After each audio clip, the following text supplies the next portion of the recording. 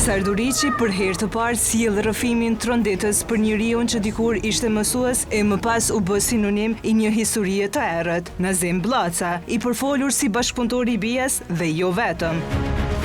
Mësuesi që u bë vrasës është një libër i drejt për drejt, pa filtra, me kujtime reale, biseda të fshehta dhe detaje që nuk janë treguar më parë. Ai zbërthen një figurë që për vite ka mbetur në hije.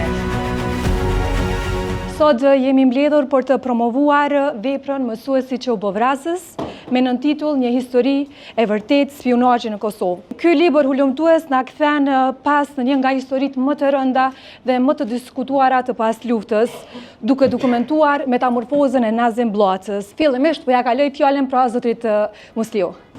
Libri rrëfen histori shumë interesante, por që në fakt në përmbajtje janë kriminale. Por për te rrëfimeve, autori i librit ngrit edhe shumë pyetje. Në këtë rast, edhe autori është vetë protagonist i rrëfimit dhe kjo e krijon një besueshmëri emocionale, por ngrit dilema profesionale.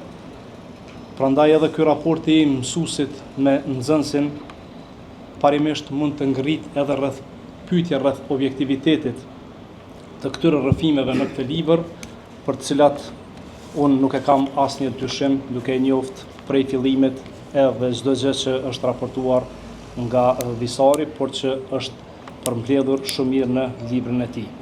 Për mua rrëfimet e dëshmuara në këtë libër përbëjnë një margaritar informimi dhe në të njëjtën kohë më rënqithë trupi kur e kuptoj se qysh kanë dështu krejt mekanizmat shtetëror të sigurisë mbi veprimtarinë e Bllacës që ka qenë shumë fisht, mbi bazën e të cilës janë prodhuar edhe verdikte gjyqësore. Tani ftesën për të vazhduar këndvështrimin e tij mbi këtë botim, ja kaloj zotrit Lulzim Feci. Ky libër duhet lexuar në dy nivele. Së pari si një vepër e guximshme gazetareske dhe dokumentare që hyn në një territor të vështirë të historisë sonë të afërt. Si një tekst që kërkon lexim kritik, të matur dhe intelektualisht të përgjithshëm. Kjo nuk e dobëson librin në asnjë formë. Përkundrazi e vendos atë në kategorinë e veprave që hapin debat serioz publik. Një nga pyetjet më të forta që ngre kjo vepër lidhet me vetë natyrën e drejtësisë në Kosovën e pas luftës. Por ajo që e bën këtë rast thellësisht Tronditës është përmbysja e rendit normal të drejtësisë, të cilën autori dhe miku im e formulon në mënyrë lapidare. Dëshmitari ndërtoi çështjen dhe pastaj filloi të kërkonte një prokuror. Mëtej ai thellon edhe më shumë këtë paradoks, duke shkruar se prokurorët nuk kërkonin më dëshmitar, dëshmitarët kërkonin prokuror. Pikrisht këtu qëndron pesha, në bazë të mendimit tim, pesha shumë e madhe e këtij librit. Blaca nuk na del si autor i dyshuar i krimeve, por njëkohësisht si një dëshmitar kyç dhe si një instrument që e shtyn vetë ndjekjen penale të veproj. Ai ka pra fuqi narrative, peshë publike, me guxim për të hyrë një teme që shumë kush do ta preferonte ta linte në heshtje apo nuk do të guxonte ty hynte. Po Visari asnjëherë nuk është shqull për jo trimni, po për trimni. Dhe tani kemi radhën të dëgjojmë njeriun që qëndron prapa këtij hulumtimi për të na treguar më shumë rreth zanafillës, vështirësive dhe sfidave të dokumentimit të këtij rasti. Fjala është për autorin Visar Duriqi. Faleminderit gjithëve që keni ardhur. Unë po provoj mos më zgjat shumë sepse s'kam asnjë fjalë të shkruar.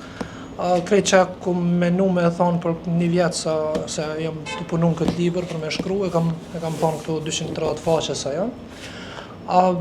Fillimisht nështë apë do mi botë 3 falenderime, i fundit kam e tinglu pak i qëdetshëm. Fillimisht me falenderu në nënën teme, cila është rritje time dhe nuk e kanë qenë në shkollë. Koha kur i kanë diskriminu jetimat si kanë qenë në shkollë, po me gjithat kam su me lexu edhe me shkru dhe me kanë lexu neve libra.